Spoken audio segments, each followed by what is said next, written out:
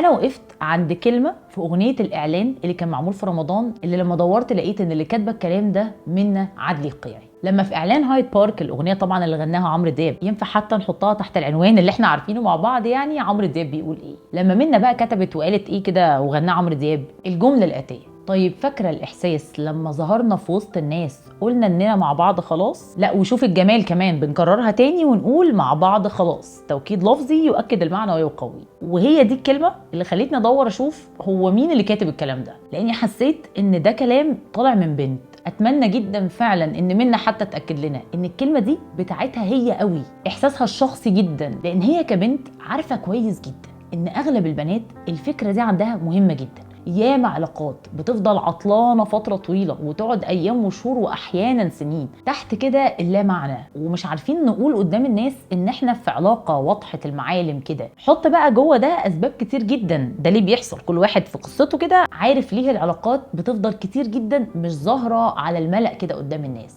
منا بقى عشان بنت زي كل البنات فاهمه كويس جدا ان المرحله دي مرحله مزعجه جدا، وان اللحظه اللي فيها الولد والبنت بيظهروا على الملأ كده قدام الناس وبيقولوا فعلا ان هم في حياه بعض، دي لحظه لو عند الولد مهمه جدا برضو واكيد بيتبسط بيها، عند البنت بقى اضربها في مليون. لان في حقيقه الامر البنت لما بتحس ان في ولد اختارها انها تظهر معاه قدام الناس كلها، ده شعور كده بيوصل لها قد ايه هو بيحبها ومقدرها وبيحترمها. والاقوى كمان بتحس بان في مسؤوليه في العلاقه، وانه فعلا الكلام اللي بيتقال ما كانش كلام والسلام، هو تم تفعيله بالفعل يعني. فحقيقي بقى انا بشكر منى على مجمل الاعمال وخصوصا على الجمله دي. فلو الكلام ده دلوقتي كده حسيت انه فعلا انت حاسس انه دي من اجمل اللحظات اللي ممكن تمر بيها اي علاقه، ده يبقى شيء كويس جدا. لو حسيت ان الكلام ده ممكن يفرق مع حد تاني فياريت جدا تعمله منشن في الكومنتات.